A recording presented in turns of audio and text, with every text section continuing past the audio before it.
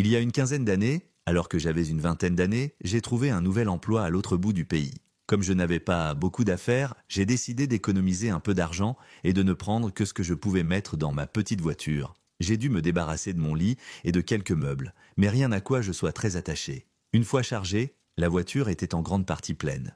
Il n'y avait pas de place pour une personne de plus, car même le siège du passager était plein. J'avais un peu peur d'être arrêté, car je ne pouvais pas voir à l'arrière ou sur les côtés.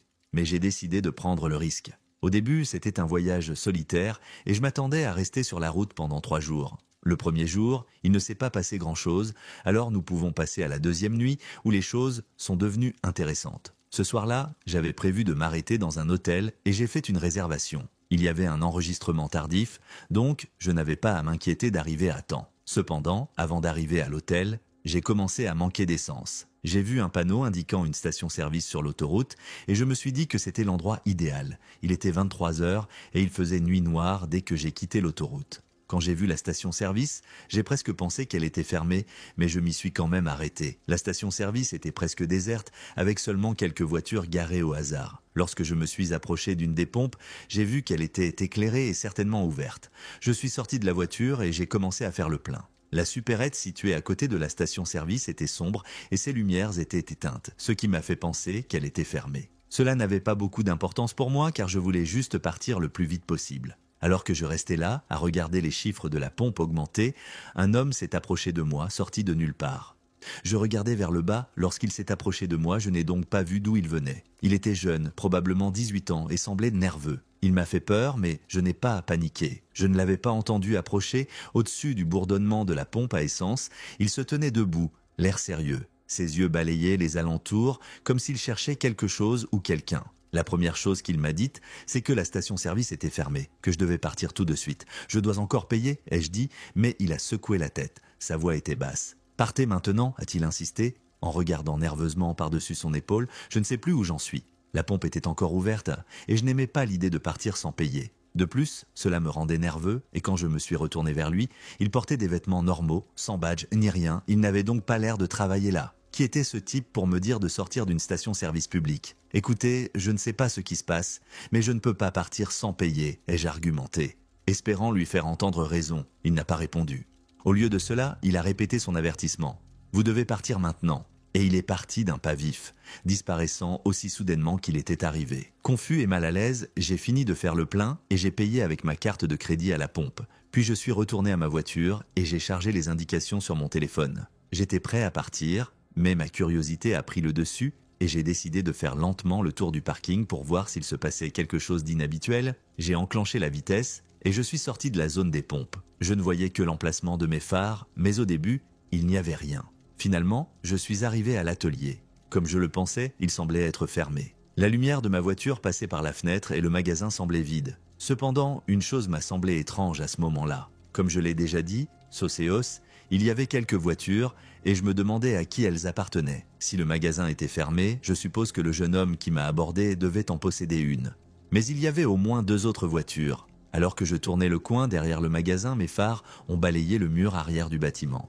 J'allais faire demi-tour quand l'une des portes du bâtiment s'est ouverte. Soudain, 2 hommes armés en sont sortis. Ils ont pointé leurs armes directement sur ma voiture. J'ai tout de suite compris qu'il s'agissait d'un vol et que j'étais en danger. Instinctivement, j'ai appuyé sur l'accélérateur et les pneus ont crissé. J'ai fait une embardée pour leur échapper.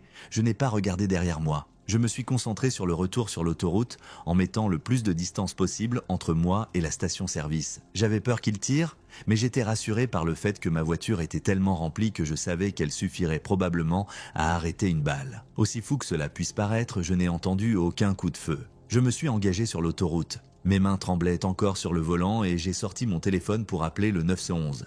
J'ai signalé le vol et décrit la situation. J'ai signalé le vol, décrit l'endroit et le peu que j'avais vu des assaillants. L'opérateur m'a assuré que des officiers étaient en route. J'ai raccroché en essayant de calmer ma respiration et de comprendre ce qui venait de se passer. Alors que je roulais sur l'autoroute, l'adrénaline se dissipait. Je me suis demandé pourquoi le premier homme m'avait prévenu. J'ai supposé qu'il était impliqué, mais il m'avait repoussé. Je ne pense pas que ce soit l'un des tireurs, mais je n'en suis pas tout à fait sûr. Ce soir-là, je suis arrivé à l'hôtel et je me suis enregistré. Il était plus de minuit. La police m'a dit de m'attendre à un appel le lendemain au cas où elle aurait besoin de moi pour l'aider à identifier quelqu'un. Le lendemain matin, j'ai reçu l'appel. Les voleurs ont été arrêtés alors qu'ils se trouvaient encore à la station-service. Ils n'avaient donc plus besoin de moi. J'étais soulagé et j'ai passé le reste de la journée à conduire. Que leur est-il arrivé après l'arrestation? Je n'en suis pas sûr. Je pense qu'ils étaient jeunes. Le gars que j'ai vu de près était vraiment jeune et je pense que les deux autres l'étaient aussi. Je suppose que ce n'étaient que des gamins qui s'amusaient, mais j'ai failli me faire tirer dessus cette nuit-là et l'âge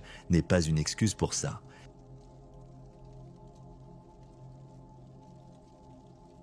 Cela nous est arrivé, à moi et à mon ami, il y a environ 2 ans. Pour les besoins de cette histoire, je prendrai la couleur de Tracy. Nous travaillions tous les deux au cinéma de notre ville et il nous arrivait de sortir très tard en fonction de la fin du dernier film. Ce soir-là, il était minuit lorsque notre service s'est terminé. Nous ne travaillions pas souvent ensemble, mais lorsque c'était le cas, nous faisions l'aller-retour en voiture. Nous habitions à 2 minutes l'une de l'autre. Ce n'était donc pas très important. Le théâtre était à environ 25 minutes de route de la maison, donc il était toujours assez tard. Lorsque nous sommes finalement rentrés à la maison, nous avons emprunté la même route que d'habitude. Mais cette fois-ci, c'était différent. Il faisait très sombre, beaucoup plus sombre que d'habitude, alors Tracy a allumé ses feux de route. Nous roulions sur une route boisée lorsqu'une vieille Volkswagen jaune est apparue juste devant nous. J'ai dit à Tracy qu'elle ressemblait à la voiture de Ted Bundy et nous avons ri toutes les deux. Nous n'avons pas pensé à grand-chose d'autre qu'à cela et au fait qu'elle était sortie de nulle part. Mais en y réfléchissant maintenant, je pense qu'elle était assise sur le bord de la route en attendant d'allumer ses feux. La voiture qui nous précédait roulait à une vitesse inférieure à la limite autorisée et cela dérangeait Tracy. Il a donc fait ce que tout jeune conducteur ferait et s'est rangé très près de la voiture. J'ai remarqué que le conducteur avait sorti la main de la fenêtre et ajusté le rétroviseur. Sur le moment, j'ai pensé que c'était à cause des phares, mais peu après, j'ai compris pourquoi il le faisait. Nous sommes arrivés à un stop, il a tourné à droite et a démarré en trombe. Nous devions également tourner à droite, mais nous étions soulagés qu'il accélère. Le prochain panneau d'arrêt était une intersection et nous étions de nouveau derrière lui. Mais il n'avait pas de clignotant et ne voulait pas s'éloigner du panneau d'arrêt. Il a alors roulé en plein milieu de l'intersection et est sorti de la voiture. Nous étions coincés derrière lui à cause de l'endroit où il s'était garé. Il a alors commencé à marcher rapidement vers notre voiture avec quelque chose dans la main et un capuchon sur la tête. Nous avons paniqué et j'ai crié à Tracy de rouler sur l'herbe et de s'éloigner. C'est ce qu'il a fait. Dans le rétroviseur, je l'ai vu courir vers sa voiture. Puis il a commencé à nous suivre. Nous avons roulé dans la direction opposée à nos maisons parce que nous en étions si proches et que nous ne voulions pas qu'il sache où nous vivions. Il nous a suivis à toute vitesse pendant un moment et je me souviens avoir dit à Tracy d'accélérer et de ne pas s'inquiéter d'être arrêté parce que honnêtement, un policier avec nous aurait été un soulagement. Nous l'avons finalement semé lorsque nous nous sommes arrêtés sur le parking d'une feuille. Qui sait ce qu'il aurait fait s'il nous avait surpris? C'était après minuit, il n'y avait personne et 2 fils contre lui. Une fois à la maison, j'ai raconté l'histoire à ma mère et tous les détails me sont revenus à l'esprit. Il avait plein d'autocollants à l'arrière de la voiture et quand il mettait la main à la fenêtre, il ne faisait pas qu'ajuster les rétroviseurs. Je suis sûr qu'il cherchait à voir qui était derrière lui. Je suis très reconnaissant que nous ayons réagi rapidement cette nuit-là, car cela aurait pu mal se terminer. Après cela, nous n'avons plus jamais travaillé de nuit.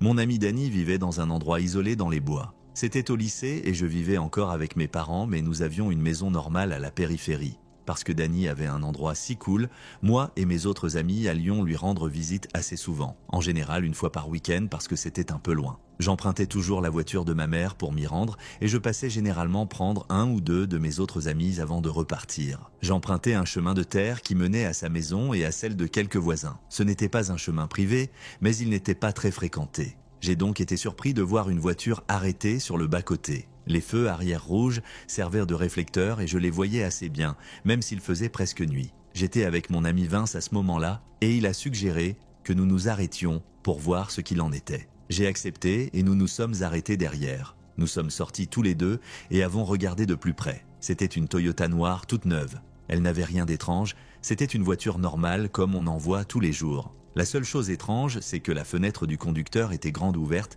et qu'il n'y avait personne. Nous avons pensé qu'il s'agissait peut-être de quelqu'un qui allait aux toilettes dans les bois, alors nous avons laissé passer et nous avons continué notre chemin. Arrivé chez Danny, nous avons fait un feu dans l'arrière-cour et nous sommes entrés pour jouer à des jeux vidéo. Vers minuit, Vince et moi sommes partis et avons repris la même route. Lorsque nous sommes arrivés à l'endroit où nous avions vu la voiture, Elle avait disparu. Cependant, lorsque nous avons pris un virage, la voiture se dirigeait cette fois-ci dans la direction opposée. J'en ai parlé à Vince qui était aussi surpris que moi. Aucun de nous ne pouvait comprendre ce qui se passait à ce moment-là. Il n'y avait pas de maison assez proche pour qu'il soit logique d'y laisser une voiture.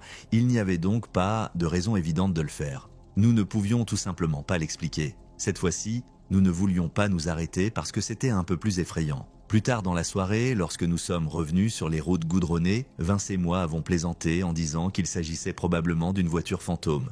Puis je l'ai quittée et je suis rentré chez moi. Lundi, à l'école, j'ai raconté à Danny ce que j'avais vu sur la route et il m'a dit qu'il avait déjà vu des voitures similaires sur ces routes, mais qu'il ne savait pas ce qu'elles faisaient. Nous en avons parlé pendant un moment et puis nous avons laissé tomber parce que, rétrospectivement, ce n'était pas si inquiétant.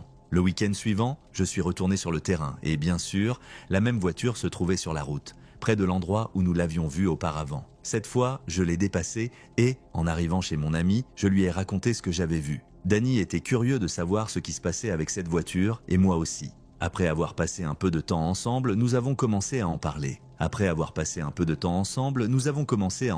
nous voulions tous les deux aller voir ce qui se passait. À la tombée de la nuit, nous avons décidé d'aller voir si la voiture était toujours là. Cette fois-ci, il n'y avait que Danny et moi. Nous avons donc pris ma voiture et avons roulé pendant 15 minutes jusqu'à l'endroit où je l'avais vue auparavant. La nuit, la voiture était toujours là où je l'avais vue. Alors j'ai garé ma voiture sur le côté, sur un petit chemin qui partait de la route. Là, elle était effectivement cachée de la voiture étrange, mais nous pouvions toujours voir les phares brillants de la Toyota sombre. Nous sommes restés assis à regarder pendant environ 20 minutes et nous commencions à nous ennuyer. Alors Danny a suggéré que nous allions voir de plus près. J'ai accepté. Nous sommes sortis et nous nous sommes rendus sur place. Le clair de lune de cette nuit-là était suffisamment clair pour que nous puissions nous orienter. Et lorsque nous sommes arrivés à la voiture, il n'y avait rien d'inhabituel. Je pense que Danny espérait trouver quelque chose de compromettant. Il avait probablement en tête l'idée qu'il se passait quelque chose de sinistre. Je mentirais si je disais que je n'ai pas eu la même pensée. Nous avions tous les deux éteint les lumières de nos téléphones et même lorsque nous avons regardé par les fenêtres, il n'y avait rien de visible. Puis il est sorti de nulle part, nous avons entendu un homme « Va-t'en, sortez d'ici » ou quelque chose comme ça. On aurait dit qu'il était juste derrière nous, et quand je me suis retourné, ma lumière est tombée sur un homme. Il avait environ 40 ans, des cheveux noirs foncés et une barbe grisonnante sur le visage. La première chose que j'ai remarquée, c'est qu'il était en colère. Avant même que je m'en rende compte, il m'a poussé au sol. Ma tête a failli heurter le pare-choc de la voiture en tombant. J'ai laissé tomber mon téléphone dans la chute, mais Danny s'était déjà retourné pour faire face à l'homme, de sorte que je pouvais le voir lorsqu'il se tenait au-dessus de moi. C'est à ce moment-là que 2000 a sorti une arme et l'a pointée sur moi. Lorsque Danny s'est approché pour essayer de m'aider, l'homme a pointé son arme sur lui. Pendant tout ce temps, il nous criait de sortir de là. Je n'ai pas pu forcer un mot, mais Danny a dit que nous partions et a essayé d'expliquer que nous ne faisions que vérifier la voiture. J'ai hésité, mais j'ai fini par me lever. L'homme a timidement baissé son arme lorsque je me suis levé et ne l'a pas relevée. Danny a continué à essayer d'expliquer toute l'affaire. Il a essayé de dire que nous vérifions si quelqu'un avait besoin d'aide. C'était techniquement un mensonge, car nous ne faisions que fouiner. Une fois que je me suis levé, nous avons couru jusqu'à ma voiture et ensuite jusqu'à la maison de Danny.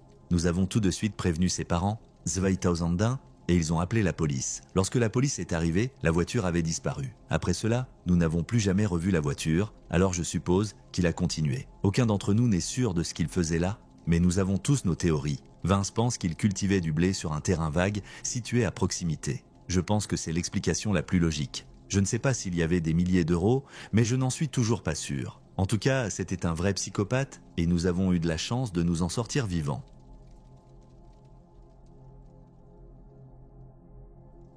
Cette histoire remonte à l'époque où j'étais étudiant à l'université. C'était l'été entre ma 3e et ma 4e année. J'avais donc 21 ans. J'avais un appartement avec mes 2 meilleurs amis, James et Harry. Harry passait toujours l'été chez lui avec sa famille. Mais James et moi restions chez nous pendant l'été. Nous avions tous les deux des boulots merdiques et gagnions juste assez d'argent pour payer les factures. À la fin de l'été, nous avons décidé de prendre un peu de temps libre et de partir en voyage pour visiter des endroits que nous n'avions jamais vus. James avait une vieille camionnette déglinguée qu'il n'utilisait guère, mais il y avait une place de parking dans notre immeuble, alors nous l'avons gardée. C'était une bonne chose car louer une voiture aurait été trop cher. Nous avons équipé le véhicule d'un lit de fortune à l'arrière afin de pouvoir y dormir en cas de besoin. Nous voulions voir un petit village au bord de la mer, ce fut donc notre première destination. Nous sommes partis un mardi en fin d'après-midi et il était déjà 5 heures lorsque nous avons pris la route. Le trajet devait durer 9 heures, nous savions donc que nous devrions probablement nous arrêter pour la nuit, d'autant plus que nous n'avions pas réservé d'hébergement. Mais nous ne nous sommes pas inquiétés et avons continué à rouler. À 22 heures, il faisait très sombre. Et nous cherchions un endroit où nous arrêter. Nous étions assez loin de la ville et nous étions un peu isolés. De temps en temps, nous passions devant une station-service ou une petite ville et entre les deux, il n'y avait que des arbres des deux côtés de la route. C'est alors que des phares brillants nous ont presque aveuglés par l'arrière. J'ai plissé les yeux et regardé dans le rétroviseur. Il y avait quelqu'un derrière nous et il nous suivait de près. J'ai freiné brusquement, espérant qu'il verrait mes feux arrière et prendrait conscience de la situation. Comme cela n'a pas fonctionné, j'ai freiné encore plus fort en espérant qu'il ferait demi-tour. Cette fois-ci, cela a semblé fonctionner. La voiture nous a dépassés à toute vitesse, mais j'ai vu une personne qui criait « Hi » et nous repoussait. Du siège passager, j'ai bien vu la voiture et j'ai remarqué qu'il y avait 3 personnes, 2 à l'avant et 1 à l'arrière. Les 2 personnes à l'avant nous ont crié dessus, mais celle à l'arrière est restée calme et silencieuse. Je ne les ai vus que pendant 1 seconde, mais c'était quand même effrayant. Les 2 personnes à l'avant étaient des hommes d'âge moyen. Le conducteur était en surpoids et chauve,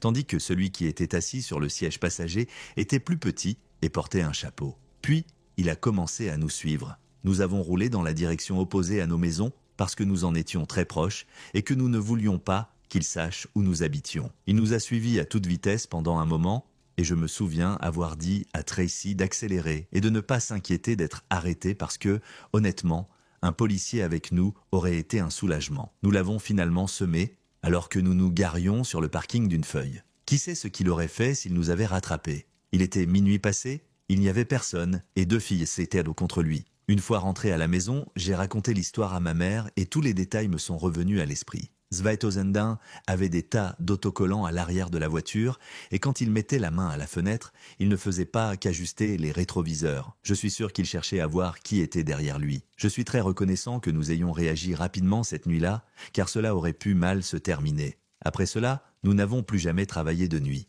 N'oubliez pas que nous étions du côté obscur du parking, alors je n'étais même pas sûr qu'il savait que nous étions là. C'est alors que James a eu l'idée de démarrer le moteur et de voir si nous pouvions les effrayer. Nous nous sommes glissés à l'avant de la voiture et James a démarré le moteur qui a toussé 2 ou 3 fois, puis s'est mis à rugir. J'ai regardé les autres qui avaient arrêté ce qu'ils faisaient et nous regardaient. Nous nous sommes regardés dans les yeux pendant une brève seconde, puis James a dû paniquer, a enclenché une vitesse et s'est engagé sur l'autoroute. Rétrospectivement, c'était certainement une bonne décision car après quelques minutes sur la route, j'ai pu capter mon téléphone. J'ai appelé la police et leur ai raconté ce que nous avions vu. Ils m'ont dit qu'ils enverraient quelqu'un pour vérifier. James a arrêté la voiture sur le bord de la route et nous avons attendu la police. Nous sommes retournés sur les lieux avec la police, mais l'autre voiture avait déjà disparu. Nous avons marché avec l'officier pendant quelques minutes et lorsque nous avons regardé l'endroit où nous avions vu la bastonnade, il y avait une petite flaque de sang sur le sol. La lumière des latrines était juste au-dessus de nos têtes, et la mare rouge de sang frais scintillait légèrement. Mais ce qui était vraiment inquiétant, c'est que nous savions que la victime était toujours avec les gars qui l'avaient battue. Je ne sais pas ce qui s'est passé entre eux. Nous ne savons pas s'ils ont kidnappé la victime ou s'ils étaient amis et se sont disputés. Mais vu la tournure des événements, je ne serais pas surpris qu'ils les tuaient si nous n'étions pas intervenus. Cet incident a hanté nos têtes pendant le reste du voyage et je ne pouvais penser à rien d'autre pendant tout ce temps. Quoi qu'il en soit, nous avons fait un bon voyage et nous n'avons plus rencontré ces types.